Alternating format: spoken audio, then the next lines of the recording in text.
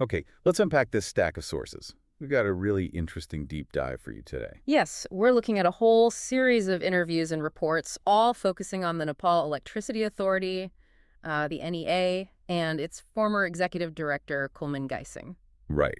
And our mission today really is to sift through all these details.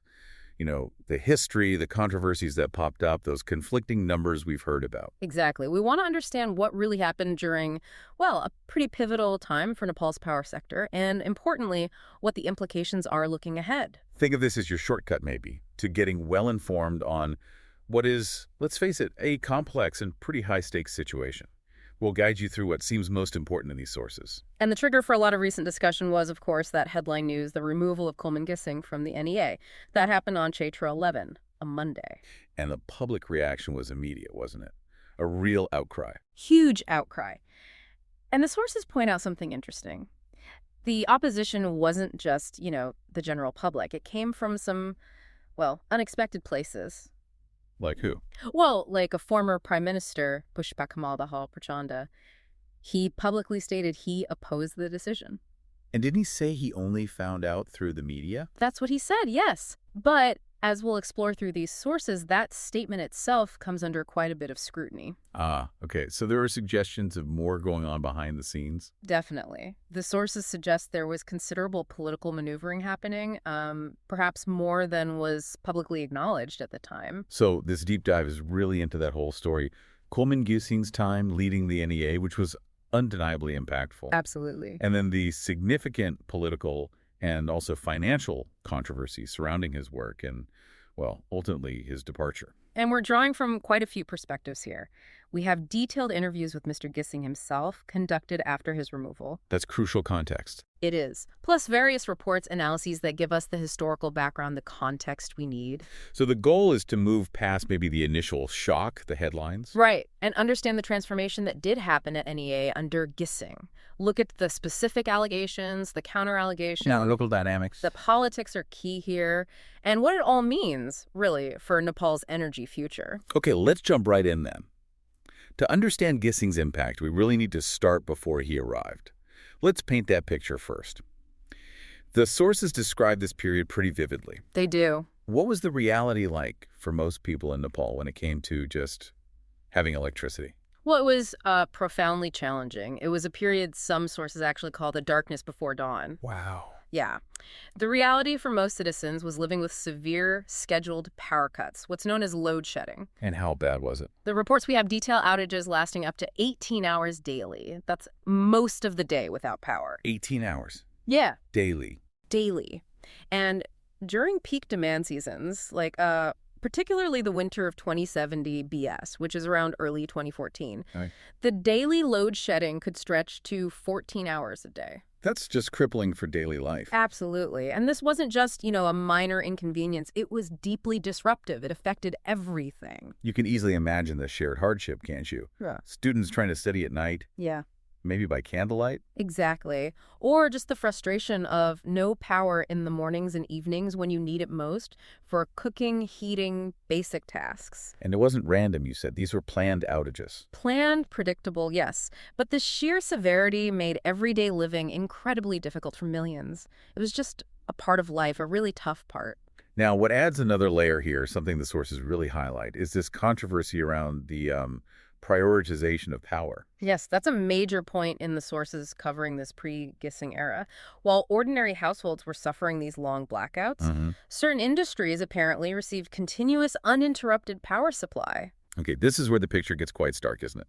The sources don't just make a general claim, they actually name names. They do. They point to specific examples, like Shivam Cement in Hatauda. What did they get?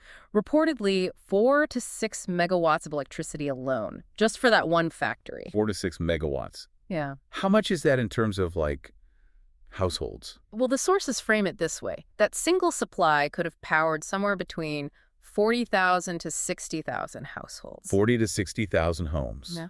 While they're facing 14, 18-hour cuts. That's the picture the sources paint. A massive amount of power seemingly diverted from the general public. And was Shivam Cement an isolated case? Apparently not. The sources list several others that reportedly got similar preferential treatment, this uninterrupted power, while the country faced severe load shedding. Like who else?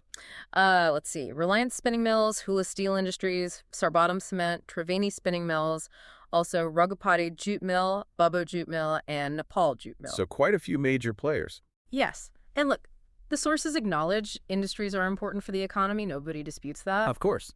But their strong emphasis is that this prioritization left ordinary citizens literally in the dark.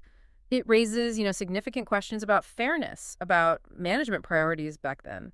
And what about the financial side of this for the NEA? Supplying continuous power must have been expensive, especially when there were shortages. Extremely expensive. The sources detail what they call a significant financial bleed for the authority because of this. How so? Well, NEA was reportedly providing this electricity to these favored industries at a very low rate, an average rate of just 7 rupees per unit. Okay, 7 rupees. And the cost to generate it, especially during shortages. That's the kicker. During peak demand, NEA often had to use expensive diesel generators to make up the shortfall. Right. And the cost of that generation, astronomical by comparison, reportedly 22 rupees per unit. Wow, so selling at 7, costing 22. That's a massive loss on every unit supplied that way. Exactly. NEA was effectively subsidizing these industries' power consumption, selling it at a huge loss, particularly when relying on diesel during peak times. Who benefited from this, according to the sources, besides the industries themselves? Well, the sources suggest it wasn't just the industries, also those involved in the business of selling generators and inverters. Ah, because everyone else needed them. Precisely. Those businesses thrived because grid power was so unreliable. And the sources allege this whole system was perpetuated through potential collusion with government officials and NEA leadership at the time. Collusion, that's a strong word. It is, but it's the term used in the sources. Yeah. And to make matters worse financially. There's more. Yes. Many of these industries that got this prioritized, seemingly subsidized power reportedly had significant unpaid bills to the NEA. So they weren't even paying the low rate. Apparently, there were large outstanding dues. And the sources highlight this issue of unpaid industrial bills as being still in controversy, suggesting it's a long-running problem that predated Gissing and likely contributed to NEA's financial woes. So just to sum up that pre-Gissing picture, massive power cuts for the public, certain industries getting uninterrupted power at a loss to NEA, allegations of collusion, and industries potentially not even paying their bills. That's the backdrop painted by the sources. An institution facing huge losses, citizens suffering, and specific entities benefiting from preferential treatment. Okay, that sets the stage very clearly. Now, into this situation steps Coleman Gissing. When did he first join NEA? He actually joined way back as an engineer in 2051 BS, which is around 1994-1995. Right, but the role everyone remembers, the leadership role. When did that start? His appointment as executive director, the one synonymous with ending load shedding, was on Paja 29-2073 BS, Which is, September 14, 2016. and who appointed him? Which government was in power? That was under the government, led by then Prime Minister Pushpa Kamal Dahal Prachanda. Yeah. And the energy minister at the time was Janardhan Sharma. Both, as the sources note, were from the Maoist party. Gissing himself was brought in from Chilimi Hydropower, which is actually an NEA subsidiary he was leading. So even in late 2016, when he arrived as MD, the situation was still critical. Yeah. Load shedding was still rampant. Absolutely. The sources confirm NEA was still grappling with those daily power outages lasting up to 18 hours and struggling with the complex, disruptive load-shedding schedules. That reality hadn't changed yet. What was his first move? What did he do immediately? The sources must highlight this. They do. His very first decisive step, according to the reports, directly tackled that controversial prioritization issue we just discussed. What did he do? He reportedly cut electricity supplies to industries receiving power through dedicated feeders. Just cut them off. Cut the dedicated, uninterrupted supply. It was a bold move, a really clear break from how things had been done. And what happened with that power then? Instead of prioritizing certain industries, he redistributed electricity proportionally to consumers. The aim was a more equitable distribution of the limited power that was available. Okay, so that's step one. Yeah. But surely it wasn't just about redirecting power, right? Yeah. What else did he do operationally? No, it wasn't just that. The sources detail a range of operational improvements during that first term. Such as? Actively working to stop electricity leakage. Both technical losses in the system and non-technical losses, like theft. Right. Leakage was a huge problem. Huge. Also, repairing non-functional generation projects to get them back online quickly, ensuring existing plants and infrastructure ran smoothly, and importantly, working to motivate the NEA employees. How did he do that? Well, one thing mentioned is increasing allowances, recognizing that their effort was absolutely crucial to making any turnaround happen, getting the team on board. And did these actions have an impact? How quickly? Remarkably quickly, according to the sources, load shedding started to quickly reduce, specifically noted in the Kathmandu Valley, within his very first year. Within the first year? Yes. That was the first really tangible sign for people that things were changing, that something different was happening. And then came the big one, the milestone everyone talks about. When was load shedding officially over? That came a bit later. By Baisak 2075 BS, Which is around April-May 2018, Nepal was officially declared free of load shedding. Wow. Across the whole country. The entire country. It was a monumental achievement, you know. It fundamentally transformed daily life for millions, and it became absolutely linked with Coleman Gissing's leadership. Now, did he have political backing for these changes? Because cutting power to major industries, that must have caused pushback. The sources definitely acknowledge the political support he received, particularly during that first term. They state that both PM Prachanda and Energy Minister Janardhan Sharma provided significant support for the decisions and reforms. The Maoist leadership was behind him. That's what the sources indicate. And it's also noted that alongside Gissing, the Maoist party, especially Prachanda and Sharma, also claimed credit for ending load shedding. Well, you can understand why. It was hugely popular. Immensely popular. It generated enormous public goodwill, huge political capital. It became a real point of pride for the government that oversaw it. Okay, so that first very successful 4-year term, when did it end? It concluded on Bhadra 28, 2077 BS, which translates to September 13th, 2020. And what was the public reaction as his term was ending, given this success? It was intense. The sources describe widespread calls for his reappointment. Just calls or more? More than just calls. It escalated into actual street protests. The sources are clear. The public desire was strong. Everyone wanted Coleman to continue. But he wasn't reappointed immediately, was he? Why not, if he was so popular? No, he wasn't. And the reason, according to the sources, ties directly back to politics. The political context had shifted. How so? The prime minister at that specific moment, when his term ended in September 2020, was KP Sharma Oli of the UML party. Not Prachanda, who appointed him initially. Exactly. Not the Maoist leadership that had brought him in and supported him. This political shift meant, according to the sources, the necessary political will or agreement for his immediate reappointment just wasn't there at that time. So that political change meant Gissing was out, at least for a while. Yes, it led to a brief period, an interregnum, where he wasn't heading the NEA. Who took over then? After Gissing's first departure, the Oli government appointed Hitendra Dev Shakya as the MD. He had apparently held the position before Gissing's first term, too. Okay. But the political situation in Nepal, it wasn't exactly stable then, was it? Not at all. It remained very fluid. Eventually, Oli's government fell, partly due to dissolving parliament multiple times. Right. And a new coalition government was formed. This time, Sher Bahadur Dubba of the Nepali Congress became prime minister. With whose support? Crucially, with the support of the Maoists again. Okay, so the Maoists were back in the ruling coalition. Yes. And as part of that coalition agreement, Pampha Busal, a Maoist leader, became the energy minister. So with the Maoists back influencing the energy ministry, what happened to Shakya? Well, the new government requested Hitendra Dev Shakya's resignation from the NEA post. And did he resign? He was subsequently transferred, moved to the Water and Energy Commission, reportedly with significant benefits attached to that move, but it cleared the path. For Gissing's return. Exactly. And so Coleman Gissing was appointed for a second term as NEA MD. When was that? His second appointment date was Shrawan 26, 2078 BS. That corresponds to August 11th, 2021. So he was back in charge, and again appointed during a period when the Maoist party was part of the ruling coalition. That's the pattern the sources highlight, yes. How did his second term go initially? The sources suggest it was smoother when the political winds were favorable. Generally, yes. The sources indicate that during periods when the Maoists were part of the government supporting him, his second tenure faced, let's say, fewer high-profile public controversies. But the political alliances shifted again, didn't they? They did.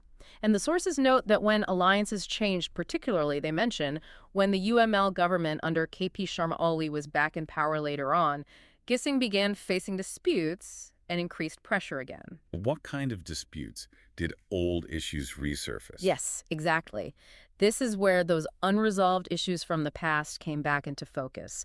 A major point of contention became that dedicated feeder controversy again. The industries that got power during load shedding. Those very ones. Remember we mentioned their significant unpaid dues were still in controversy? Right, the unpaid bills. That issue became a real focal point.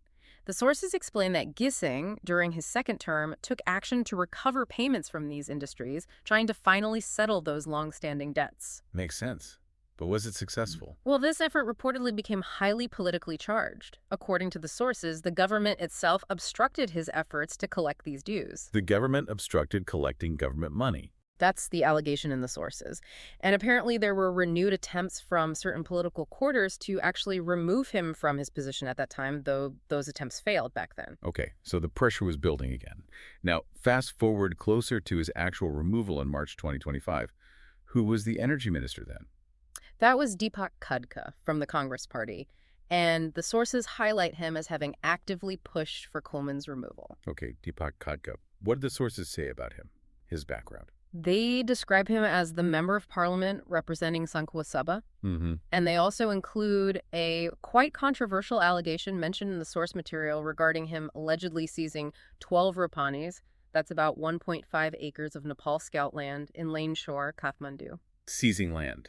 For what? Reportedly for his private business interests. That's the allegation cited. Okay. Anything else about his background relevant to the energy sector? Yes. Crucially, the source material notes his significant involvement as a promoter of a large hydropower project, the 120 Milaburo Rasuwa Botakoshi hydropower project. So he's a developer himself? Yes, a project currently under construction, apparently in partnership with Chinese investors. So an energy minister with personal investments in a major hydropower project. Exactly. This background leads the sources to describe what they call a clear conflict of interest on Minister Khadka's part. You can see why. Being energy minister while having substantial private investments in the very sector you regulate, it raises obvious questions. It does. Questions about potential conflicts between, public duty and private financial interests. And how did Minister Khadka interact with Gissing, according to the sources? The sources portray him as being particularly determined to remove Coleman, really focused on it. How determined? Well, they even state something quite unusual, that he apparently set up his office directly at NEA. The minister moved his office into the authorities building. That's what the source says. It suggests a very hands-on, maybe even intrusive level of direct intervention in NEA's day-to-day affairs by the minister himself. And this was happening despite Gissing's popularity. Apparently so. The sources mention this continued despite public and even some parliamentary protests against the potential removal. Did the minister offer any justification for wanting Gissing out? Well, the sources note that in what seemed like an attempt to downplay Gissing's achievements, Minister Khadka reportedly claimed that the end of load shedding wasn't really due to Gissing's management. What did he attribute it to then? He claimed it was solely due to power imports from India. Just imports, not Gissing's reforms. That was the claim reported in the sources. And what did the sources say about that claim? They directly refute it, call it completely false. On what basis? They cite data showing that the proportion of electricity imported from India hasn't significantly increased during Gissing's tenure compared to the previous periods when load shedding was severe. So the data doesn't support the imports-only argument. Not according to these sources. They argue strongly that ending load shedding was primarily down to Gissing's strategic management, the efficiency improvements, optimizing domestic generation, not just buying more power from India. Okay, this brings us right up to the removal itself. Remind us of the date again. Chitra 11, 2081 BS, a Monday, which was March 25, 2025. And the sources suggest there was some important political context right before the decision was made. Yes, the timing is presented as really significant. According to the sources, just before the cabinet meeting that officially made the decision, there was a separate high-level meeting. It involved the country's 3 big leaders. Meaning Oli, Prachanda, and Duba. Exactly. KP Sharma Oli, Pushpa Kamal Dahal Prachanda, and Sher Bahadur Duba. This meeting reportedly happened at 4 p.m. And the cabinet meeting what? Immediately after, at 5 p.m., the cabinet meeting where the decision on Gissing was formalized. That timing. It does seem suggestive. What do the sources claim happened in that 4 p.m. meeting? This is where the sources present a pretty controversial claim. They allege there was an intriguing political deal behind the scenes struck during that meeting between the three leaders. A deal? What kind of deal? They detail alleged components. One part reportedly involved forming a search committee to handle the very sensitive Transitional Justice, or TRC, issue. Okay. The Truth and Reconciliation Commission issues. Yes. And the sources suggest the agreement was structured to handle this in a way that would potentially benefit the Maoists, who obviously have a strong interest in how that's resolved. And the other part of this alleged deal. The other key component, according to the sources, was Coleman Gissing's removal from the NEA. So they're alleging a political trade-off. Progress on TRC in exchange for removing Gissing. That's the controversial claim presented in the sources. Yes, a direct link between these two seemingly separate issues. And this account directly challenges what some leaders said publicly, right? Particularly Prachanda. It does. It directly contradicts Prachanda's public statement that he only learned about the removal from the media. The sources argue that statement is false. On what grounds? They claim that Prachanda himself recently was pushing for Coleman's removal. They claim Prachanda wanted him removed, but Prachanda appointed him twice and took credit for his success. That's the complexity. The sources support this claim by stating it's even been allegedly admitted by some NEA employees and Maoist leaders in private conversations. So a very different picture from the public statements. Why would the Maoists, or Prachanda, allegedly push for his removal now, especially when his term was ending soon anyway? That's the next question the sources try to explore. They point out his second term was legally scheduled to end in just 4 months anyway. Right, you mentioned August 11, 2025, Shrawan 26, 2052 BS. Exactly. So removing him in late March, okay, it's early, but maybe not that significantly early in terms of his official tenure length. So what's the theory presented in the sources for the timing? Why not just let the term run out? The theory is quite political. It suggests the specific timing and perhaps the manner of his removal were deliberately planned. Planned for what purpose? To maximize public sentiment and sympathy for Gissing. To leverage his popular image for a future political goal. Whose political goal? Gissing's or someone else's? This source suggests it's a potential long-term plan involving the Maoist Party. What plan? The plan, according to these sources, is potentially for the Maoists to field Coleman Gissing as a political candidate. Gissing running for office. For the Maoists. Specifically, they mention fielding him from a constituency in Kathmandu in the upcoming 2084 BS election, which is around 2027-2028. And the idea would be? To brand him as this popular figure, a proven deliverer, maybe a future energy minister, basically capitalize on his NEA success and the sympathy from his removal. That's quite a political calculation. Is this linked to anything else Prachanda's doing? The sources connect it, potentially, to Prachanda's recent efforts to cultivate a different public image. How so? They describe him doing things like taking morning walks, participating in local customs, like having baka snacks, chewing pan, things seemingly aimed at connecting with ordinary people. Trying to appear more down to earth. Perhaps. Framed in the sources as an attempt to maybe distinguish himself from the other main leaders, who the sources rather bluntly state have become the most hated figures among parts of the public. So the Coleman issue fits into this broader image strategy. The source suggests it's intended as a strategic tool. The quote cited is very direct. So Coleman is just a tool he's going to be used. Use how? The idea presented is that Prachanda plans to fuel this Coleman issue, maybe even lead a street protest.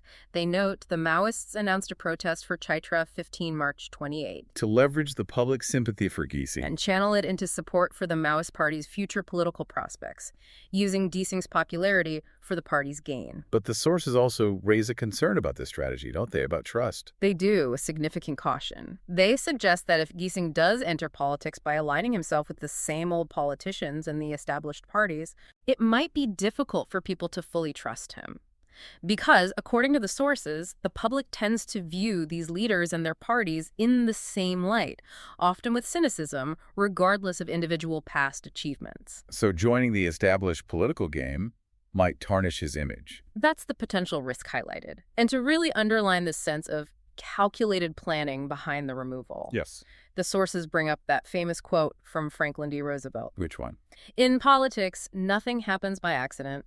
If it happens, you can bet it was planned that way. And they apply that here. They apply it directly to the timing of those meetings, the three leaders meeting, then the cabinet meeting, and the decision to remove Gissing, suggesting it was all very much planned with specific intentions. Okay, that's a fascinating, if cynical, take on the political motivations. What about Gissing's own perspective on his removal? The sources include his interview, right? Yes, they do. Yeah. And he offers his viewpoint. He said he wasn't necessarily surprised by the removal itself. Not surprised. Not by the fact it happened. He felt the public understood his performance, the improvements he delivered for Nepal, and for the NEA. But how did he feel about the way it happened? 4 months early. He did express a wish it could have been handled more gracefully, allowing him to finish his term. He described it, using his words from the source, as a forceful dismissal done 4 months early. When he added, well, they must have had their various interests for doing it that way. He sort of acknowledged the political motives behind it. He also conveyed that whether it was 4 months early or right on time, it didn't fundamentally change his feelings about the outcome, but the manner was notable. Did he consider resigning before they removed him, given the pressure? He did. He acknowledged considering it and feeling he was under pressure, their intention to pressure him to resign, as he put it. So why didn't he? He explained his reasoning. He felt that if he resigned voluntarily, it would essentially open the door for them to have a free rein. Or, using his stronger translated term, show their true colors in a blatant way. So he stayed to resist. Yes. He chose to stay and resist those pressures from within, rather than step aside easily. Who did he see as primarily responsible for pushing him out? Did he name names? He pointed quite directly at the Energy Ministry leadership. He stated, the Energy Ministry was in the hands of Minister Deepak Khatka. Okay, the minister? Anyone else? He also implicated Secretary Suresh Acharya, who was the Energy Secretary at the time. He felt very strongly that these two individuals had been acting with very wrong intentions from the beginning. What kind of wrong intentions or pressures did he face? Did he give specifics? He mentioned things like unnecessary pressure on transfers and promotions of NEA staff, interfering in personnel matters, and also significant pressure regarding various contract matters. Contracts, like what? He emphasized his stance, I cannot do illegal work, only that which is legal. This indicates there were attempts to push him towards questionable actions. He specifically referenced pressure related to project bidding processes. Like favoring certain bidders. Yes, attempts to favor certain entities. For example, trying to award contracts for projects that maybe should have gone to NEA subsidiaries, instead giving them to private sector sister companies. That kind of pressure. What about the Prime Minister at the time, Sher Bahadur Doba? What was Gissing's take on his role? Gissing mentioned hearing that initially the thinking might have been that he should just cooperate with the ministry's direction. But later, he suggested the PM and others likely agreed to the removal when the political bargaining intensified, when they started bargaining a lot, as he put it. Bargaining between coalition partners. That's the implication. He suggested the prime minister might have eventually felt compelled, reached a compulsion because of the dynamics of coalition politics. It wasn't solely the PM's decision, he felt. So it was a collective political decision at the top. He concluded that neither the PM alone nor the minister alone could have done it. It was, in his words, everyone's agreement at that level. Still, it's interesting. The sources also mention that some prominent leaders within Duba's own party, the Congress Party, publicly opposed the removal. Right. Yes, that's an important point highlighted. Despite the final decision involving the top leadership, several well-known Congress figures publicly spoke out against removing Gissing. Who did Gissing himself mention? He mentioned names like Gagan Thapa, Bishwa Prakash Sharma, Arjun Narsingh KC, even the Home Minister, he said, and initially Sher Bahadur Doba himself. This suggests the decision wasn't unanimously supported even within the parties involved in the government. Did Gissing take any action after being removed? Legally? He did mention filing a case in court. He stated it was related to addressing the charges and, well, the humiliation he felt he faced, and also specifically related to that ongoing dedicated feeder issue. Did the court reinstate him? No, he didn't receive a stay order that would have reversed his removal, but he expressed no major complaint about the court process itself. So why file the case? He indicated part of his motivation was to try and halt what he called the wrong tendency he perceived within the ministry, to make a point, perhaps. And did he offer a final thought on Minister Khatka's leadership? He did, and it was quite stark. He expressed a strong belief that the energy sector could potentially collapse if Minister Khatka remained in leadership for a long time. Collapse. That's dramatic. It is. He reiterated his view that the leadership at the Energy Ministry needed to change, firmly placing the responsibility for his removal and potential negative consequences for the sector on Minister Deepak Kotka and Secretary Suresh Acharya, who he believed were leading the charge with detrimental intentions. Okay, that covers the political context and Giesing's perspective. Now let's shift gears slightly to something that caused a huge stir right after his removal, the numbers game. The controversy around that white paper. Yes, Section 4. This was a major point of public and media debate. This white paper, issued by the new ED, Hitendra Dev Shakya, shortly after Giesing was removed. And its main claim was pretty shocking, wasn't it? Directly challenging the narrative of NEA's turnaround. Absolutely. The core claim was startling for many who believed NEA was doing well. It stated that, contrary to Giesing's repeated claims of profitability, NEA was actually in loss. A loss. How much? Specifically, it reported a loss figure of 5.26 billion rupees. 5.26 billion. And didn't it also say NEA was broke? Needed to borrow money? Yes, it indicated a pressing financial need. The white paper stated NEA was borrowing 10 billion rupees for a short period just to pay contractors. Why? How much were contractors owed?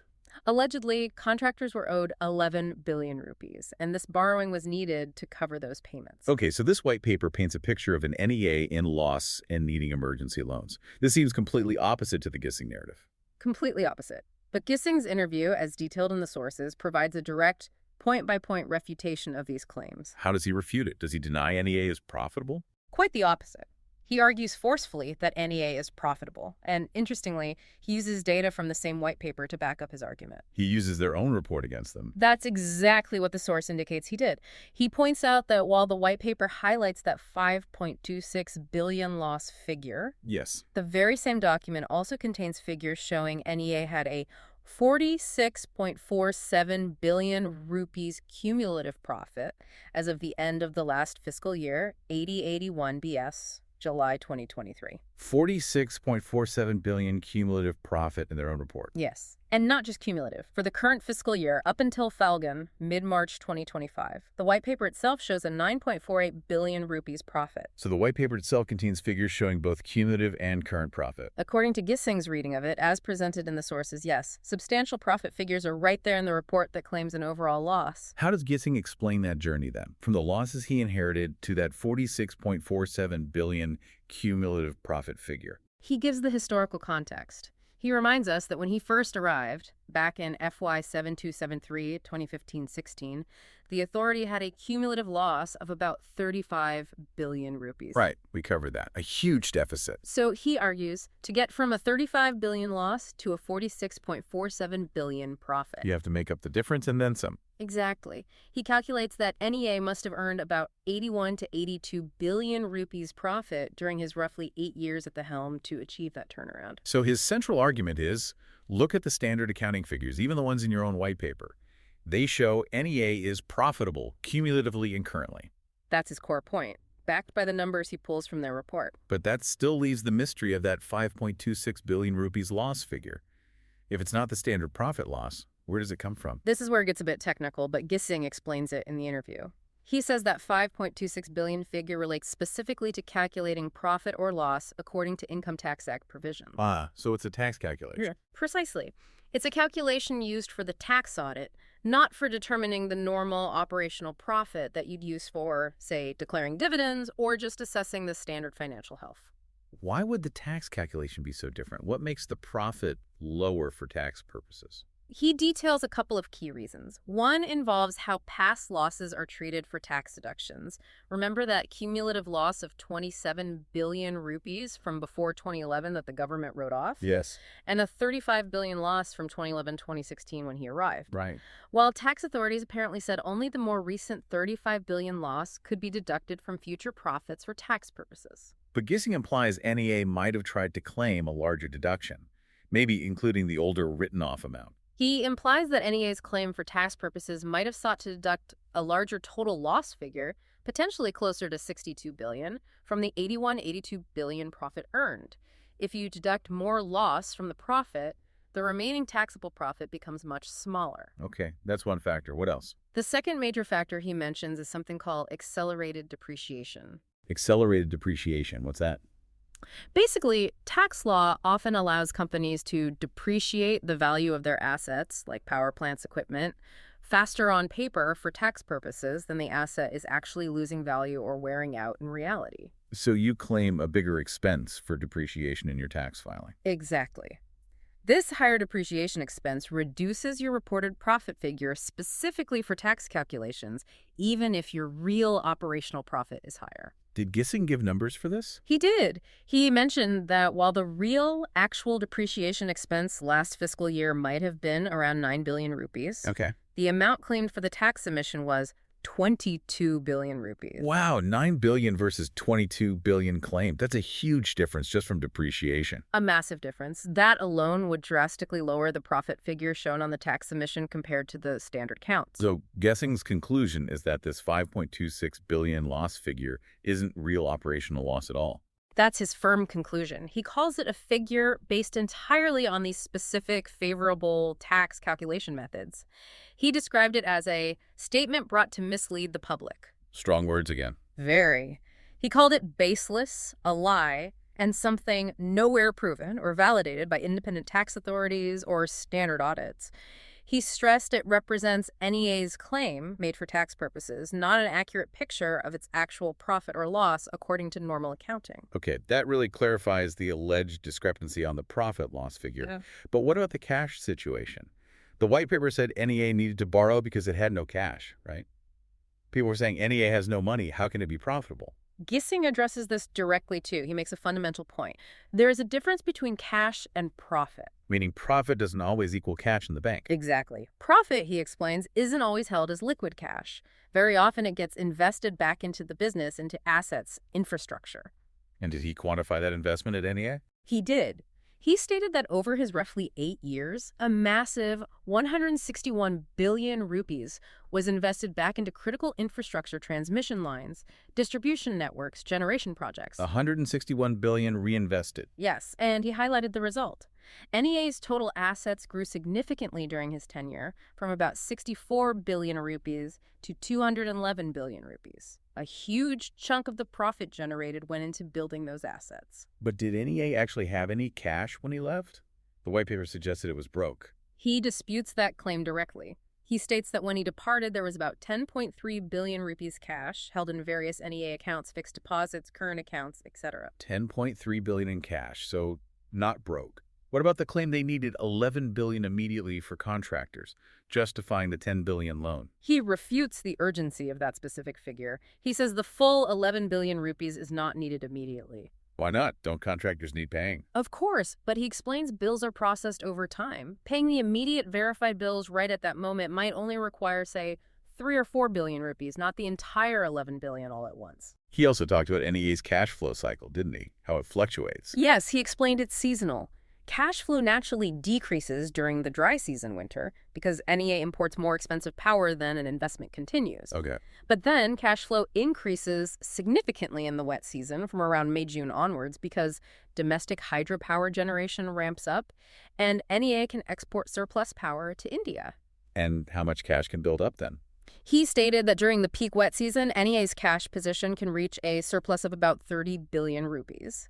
Plus, he noted, daily revenue collection is pretty stable, around 350 million rupees coming in each day. So based on that cycle and the cash he says was available, was the 10 billion borrowing necessary for operations? He strongly refutes that. He says it was not necessary for current operations. What did he suggest instead of borrowing? He pointed to an obvious alternative. Collect the outstanding dues. Specifically, that 23 billion rupees allegedly owed by industries from the dedicated feeder era. His point was, why borrow? Collect the outstanding amounts. Makes sense. Did the white paper make other specific claims Gissing challenged? What about electrification rates? Yes, that was another point of contention. The white paper reportedly claimed electrification coverage was only 84% for households, 91% for structures, and 97% for municipalities. Only 84% households. That sounds low, given the narrative of progress. Gissing thought so too. He directly countered those figures, presenting data from official government sources and NEA's own records showing much higher coverage. What figures did he cite? He pointed to the government's own economic survey, published by the Ministry of Finance, which stated electrification had reached 97.7 to 98%. Nearly 98%. That's very different from 84. Very different. He also referenced the national census data from 2078 BS, 2021-22, which already showed 92% electrification for houses back then. And NEA added customers since then. Yes. He noted NEA added over 2 million customers since that census. So what's his final figure for electrification? Based on NEA's own detailed ward-level surveys and including off-grid solutions in remote areas, Gissing claims the real figure, covering both grid and off-grid, is 99%. 99%? Yes. He stated this figure is accepted internationally by partners like the World Bank and ADB, and even, he claims, boasted about by Nepali ministers and secretaries themselves in international forums. He called the white paper's 84% household figure baseless. What about other claims in the white paper? Issues with record-keeping, Yeah. assets, expenses. The white paper reportedly included claims about problems like NEA not properly recording its assets or incorrectly booking expenses and revenue. His response. He dismissed these as well, stated they were based on giving false statistics and intended to mislead the public. He suggested these points were distortions of comments found in audit reports. Caveat. Distorted audit comments. Yes. And he claimed these specific points weren't supported by auditors he consulted after seeing the white paper. He even went further, implying that these particular figures and claims might have been externally influenced, perhaps written and brought from the ministry, rather than being objective findings from within NEA's own accounting. Okay. One number that does seem consistent across sources is the reduction in electricity leakage, right? Yes, that's widely acknowledged as a major achievement during his tenure. The sources consistently confirm leakage power lost in transmission and distribution, plus theft was significantly cut. From what to what? From a high of 26% when he started, down to 12.5%. That's a huge improvement in operational efficiency, saving a lot of energy and money. And did Gissing point to any external validation of NEA's overall financial health to counter the white paper's negative spin? He did. He specifically highlighted the credit rating awarded to NEA by ICRA Nepal. What was the rating? AA+, which is a very strong rating. And what does that signify? He emphasized that this high rating from a reputable independent agency signifies that NEA is considered financially sound. This external validation serves as a powerful counterargument to the white paper's narrative of loss and financial distress. Okay, we've covered the history, the transformation under Gissing, the politics of his removal, and this whole controversy over the numbers in the white paper. Let's zoom out now to Section 5, the broader impact. And looking ahead, what do the sources say about the impact of this white paper controversy itself? Well, the source's view on the intention behind the white paper seems clear. They believe it was intended to portray Gissing negatively, to make him look bad, and essentially downsize his achievements using what they allege is distorted information. But the consequences go beyond just his reputation. Absolutely. The sources argue strongly that creating this negative narrative has a huge impact, not just on the institution of NEA, but much more broadly on the country's economy and the entire energy sector in Nepal. What's the damaging message being sent out? The message, according to the sources, is that NEA is sinking, that it's in a bad state, financially unstable, poorly managed. And that negative message could have real, tangible consequences for the future. Definitely. It sends a wrong message, a damaging signal to really key stakeholders. Like who? Like developers, the private companies building new hydropower projects, like investors and development partners, the World Bank, ADB, others who provide crucial funding for the sector. And the banks. Yes, importantly, the banks. The sources estimate that Nepali banks have collectively invested a massive amount, something like about 400 billion rupees, in private hydropower projects. 400 billion. That's huge. It is. So if you scare these groups off by painting NEA the main buyer of their power as financially unstable or mismanaged, future investment could dry up. That stalls new projects, hinders energy sector growth. The source even uses the term anti-national work if this was done deliberately. Yes, suggesting that if someone knowingly spread false negative information about NEA's health, it could be seen as harming the national interest. What would be the motive for deliberately creating a sense of crisis? The sources speculate it might be to create a perceived crisis that could then be leveraged to fulfill their own interests. What kind of interests?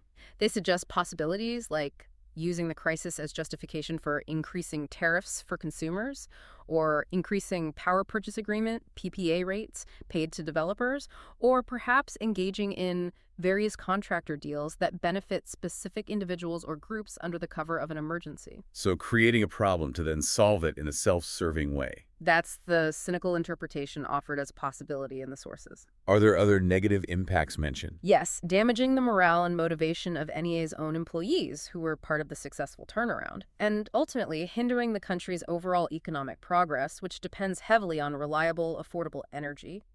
The sources conclude this part by calling for urgent government intervention to clarify the situation and restore confidence. What about the risk everyone worries about load shedding coming back? What's Giesing's view on that, according to the sources? His view is clear. Based purely on the current generation capacity Nepal has, load shedding should not happen. There's enough power, generally. He even noted that favorable weather this year, with early rains boost in hydro generation, provided an extra cushion. So if it did return, it wouldn't be due to lack of power plants. Not primarily, according to him. He attributes the real risk factors squarely to potential management issues. Management issues like what? Specifically, he points to the danger of putting wrong people in wrong places within NEA's leadership and operations. Also, the bad intentions of certain individuals in key positions, promoting underperforming or potentially corrupt people while discouraging the good ones, and basic failures in maintenance or a lack of immediate response when operational problems inevitably arise. So mismanagement or political interference are the real threats. That's his assessment, which leads to a plea he makes, cited in the sources. Let's not do politics and excessive politics in the energy sector. He clearly sees that as the main danger to maintaining the progress made. Did Giesing offer any reflections, summing up the transformation he oversaw? Kind of a recap of the key achievements from his perspective. Yes, the interview excerpts cover that. He started by recalling the baseline, taking over when NEA had that 35 billion rupees loss. And what did he see as the most important transformation? He identified the turnaround in NEA's financial health as the core achievement. We transformed the financial health of the authority, he said. How? What was the mechanism? Primarily by gaining efficiency. We gained efficiency, gained operational efficiency, he explained. This involved a combination of things: cost-cutting, reducing those huge losses from leakage, and improving revenue generation. And he made that interesting point about tariffs, didn't he? Profitability while cutting prices. Yes, he emphasized that strongly. We made profit by reducing tariff, he stated. He noted tariffs were cut 3 times, totaling about a 25% reduction overall during his tenure. And he estimated the value of that to the public. Yes, he calculated the annual benefit of these tariff reductions as equivalent to 25 billion rupees annually for consumers. Did he give examples of the impact of lower tariffs? He did. He mentioned how 500,000 families paid just 30 rupees a month for basic lifeline electricity, making it very affordable for low-income households. That's significant. Any other examples? He also highlighted the support for agriculture, noting that irrigation customers are supplied at 2 rupees per unit, a heavily subsidized rate to boost farming. He also touched on other financial management aspects, right? Beyond tariffs and efficiency. Yes, things like actively managing NEA's cash reserves to maximize interest income, earning 3 or 4 billion rupees from interest annually, improving daily collection systems, rolling out online payment options for convenience. And using assets better. Right, strategically utilizing existing assets for extra revenue. He mentioned the OPGW cable, that's the optical fiber cable running inside transmission lines, leasing it out for telecom services. Smart use of resources. What about electrification again? How did he frame that achievement? He talked about expanding access significantly from whatever the lower base was to reaching over 99% of the population, combining grid and off-grid solutions. And the importance of that. He stressed it required large investment, but was also a crucial, socially important obligation, and he linked it directly to enabling modern life, saying, because of electricity access, you can use the internet. And the shift from importer to exporter. A major point of pride. Achieving electricity export to India and potentially Bangladesh. He mentioned earning 17.6 billion rupees from export last fiscal year alone, a complete reversal from the previous reliance on imports, becoming a net exporter in energy trade during wet seasons. You also mentioned proving doubters wrong. Yes, recalling how many experts and politicians had predicted load shedding would last 10 more years. He clearly took satisfaction in proving those forecasts wrong. And finally, what did he attribute all this success to? What were the underlying factors in his view? He listed several things: fostering, instilling confidence within NEA and with the public, being personally dedicated, encouraging staff to take ownership, providing effective and efficient leadership, focusing on trust building, creating a cohesive team, and critically, implementing the concept of putting the right man in the right place throughout the organization. Okay. That's a comprehensive look back from his perspective. Lastly, what about his own future? What do the sources say about Coleman Gissing's plans now? He seems to view this as a new beginning. He described it as starting a new chapter. Is he deciding what to do next? He stated he's currently in discussion, talking with friends, experts, journalists, exploring how best to proceed, what his next steps might be. And the sources acknowledge the widespread public speculation about him entering politics. Oh, yes. They explicitly mention that Coleman Gissing will now enter politics is something many people are guessing or predicting. What's his own response to that speculation, as reported? His stated desire is to continue doing impactful work. He wants to utilize the experience he's gained, referring to it as his experience until today as a social capital. And he firmly stated his intention is to continue working while staying in the country. But does he rule out politics? Not explicitly. When asked directly about the possibility, he reportedly said the possibility exists.